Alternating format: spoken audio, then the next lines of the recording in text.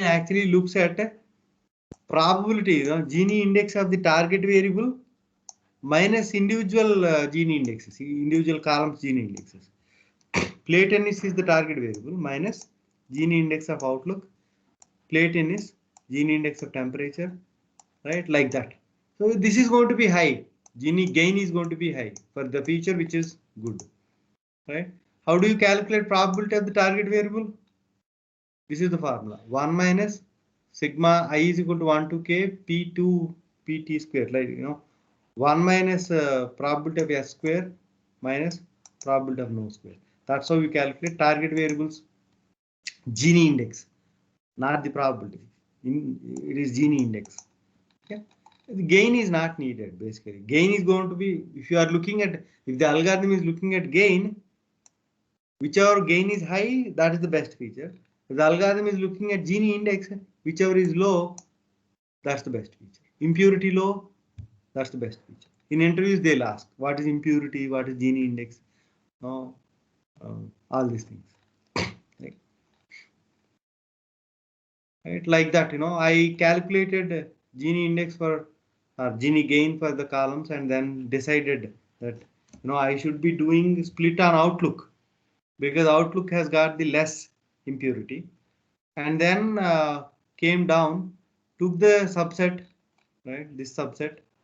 On this subset also again I calculated a Gini index for all the features. Right? I did not calculate for outlook because it's already single value, right? So I got humidity 0, right? I took that and splitted the data on humidity. Again took this part, calculated, found out that wind is the best feature by looking at the Gini index. Like that I made the split. The algorithm is going to make the split. If it uses ID3, if it uses CART algorithm, right, there also it will use the same thing, but the split is going to be binary. Right, number of calculations are going to be more. Okay, got it?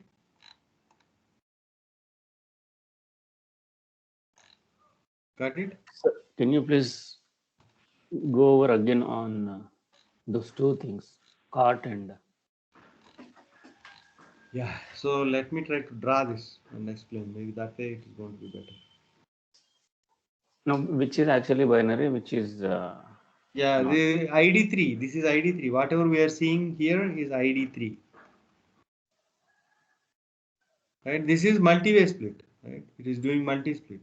If So it is ID3 cart, is multi and cart cart is is binary. binary. Yeah. So if it is cast, it should be overcraft in one branch, and sunny and rain are in other branch. Other branch. Right, right. Okay, this is So the ID3. It is actually taking all the categories at yes, once. yes, yes. Good. Good. Okay, so in this particular example, right, I did not take the day column.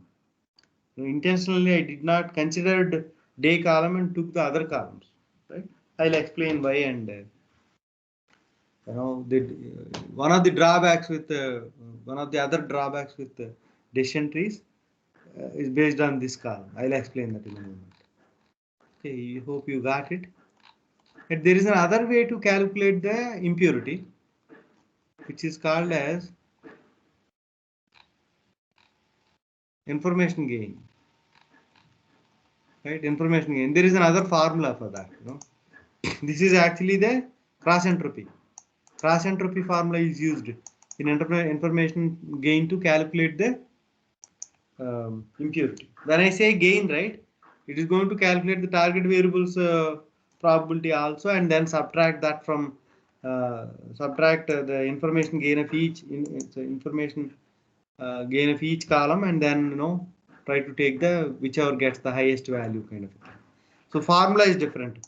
Okay, I used Gini index there, and this is it is difficult to calculate logs. That's where I took that formula as example to calculate and show you.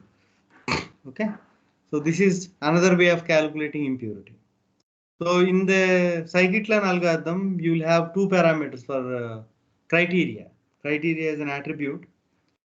Gini index or information gain you can specify. Okay.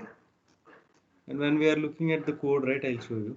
So this is all how it calculates the Gini index for a particular column. So I just did that calculation, did those calculations and showed. Now, I did not consider the day column because day column has got distinct values. If you look at the data, like day column has got a D1, D2, D3 and so on, D14. So any of the values will not repeat. Okay. And the Gini index or information gain has got a drawback. If you have distinct values in a particular column, you will get zero information gain or uh, Gini index. So see this, I calculated Gini gain or Gini index for this day column, right? Probability of D1, right? Probability of yes given D1 and no given D1. On a given day, either it's going to be yes or no, right? Do you agree? On a given day, the people would have played or not played. Do you agree? Do you agree with my statement? Yes, yes. Right. What happens to this probability total calculation? What happens here? It's 0, I think. Zero it becomes, right? Either this term is going to be one or this term is going to be one, or this term is going to be zero or this term is going to be zero, because given D1 there will be yes or no. If you look at the data, right, D1 no, so it's going to be one. For a D1 given, S given D1 is going to be zero, so this term will become zero. Where is that? This term will become zero. Like that, all the terms will become zero. When there are distinct valued column in the data set, you should never consider that when you are building a decision tree. If you are building using the distinct valued column, right, the tree will be built like this.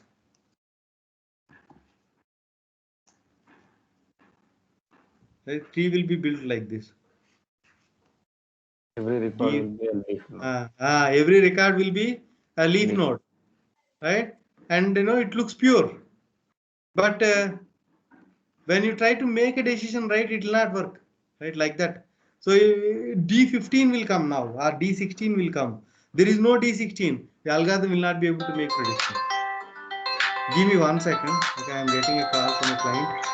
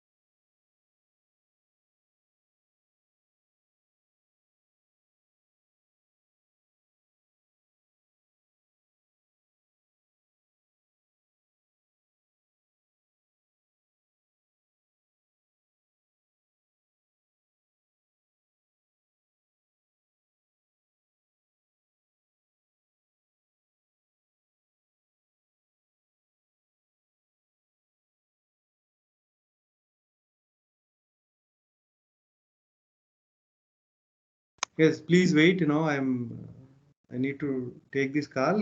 For 2 minutes only. Okay, maybe 5 minutes. Okay.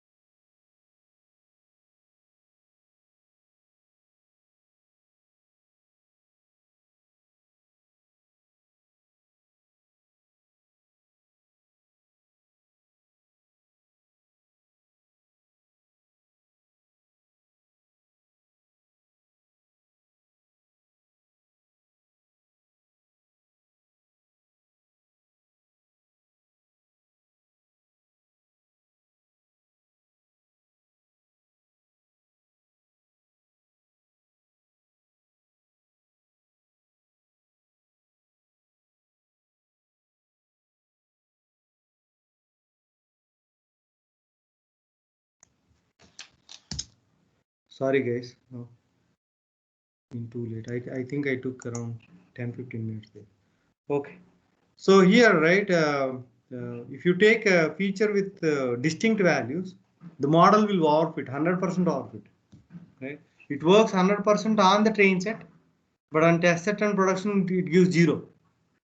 Got it? Here we are, right? Got it? Yes, sir. Yeah, so the problem with the decision tree is that you should never choose a column with distinct values, or in another way, the Gini index and the information gain favors the features which have got more more splits, right? So the Gini index towards multi-valued attribute, bias towards multi-valued attribute. That means a column which has got too many distinct values, it will favor either Gini index or information gain. To avoid this problem, there is a formula called as information gain ratio. Okay, so in R language there is implementation for C 4.5 and C5. There are versions of CART algorithm.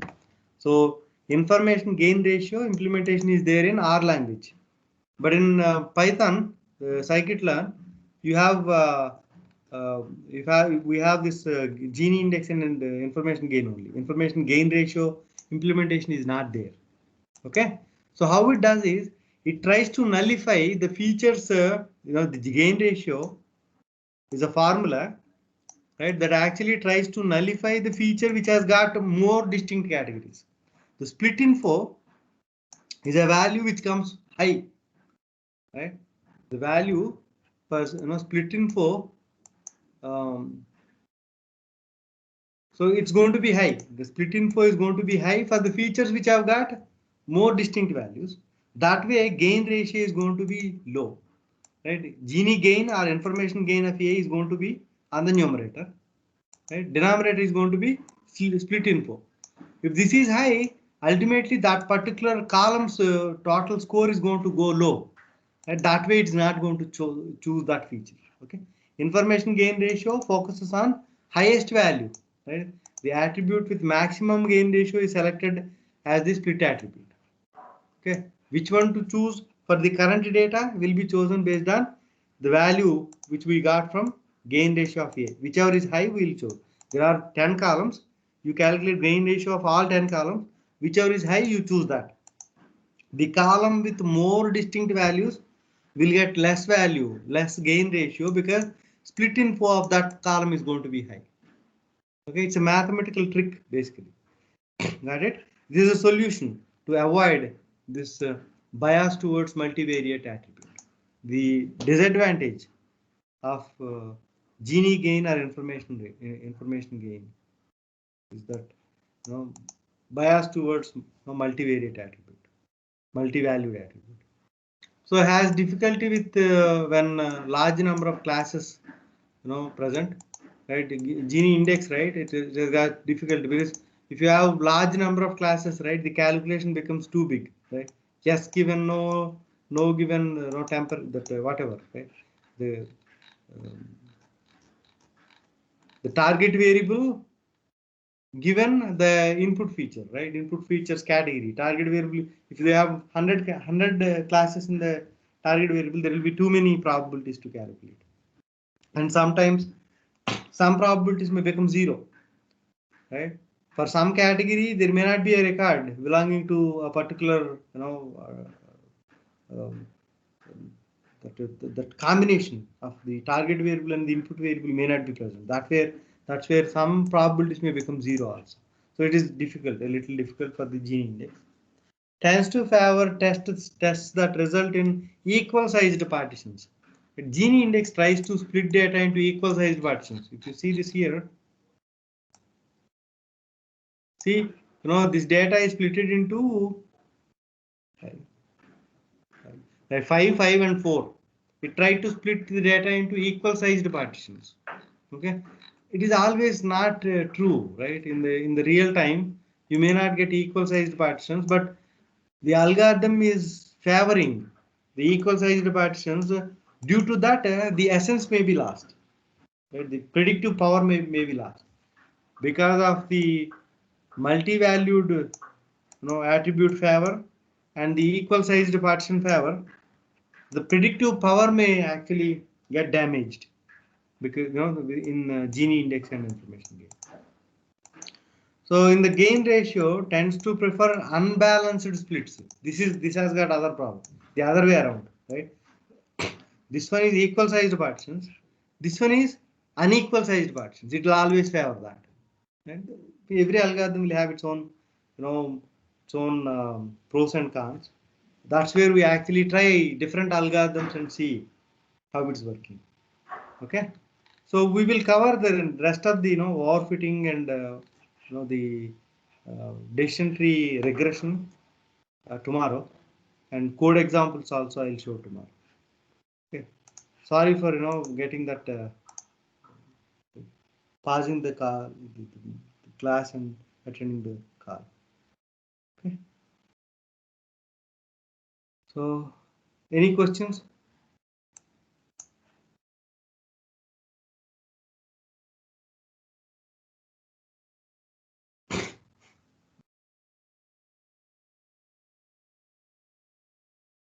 So decision tree always tend to overfit, right? So actually, where we use this one, sir?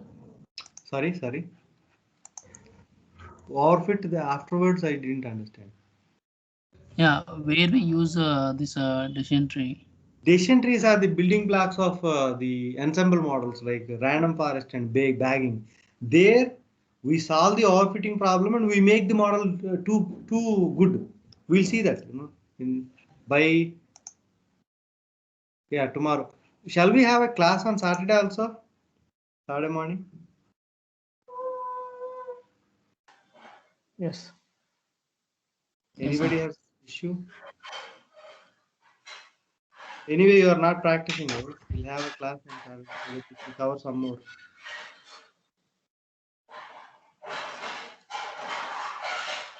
Yeah, I'll post it in the group, see how people respond. Okay.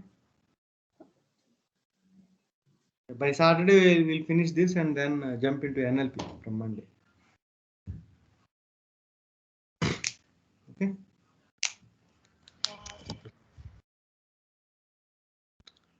So thank you. Let's meet tomorrow. Thank you. I think. Thank you, sir.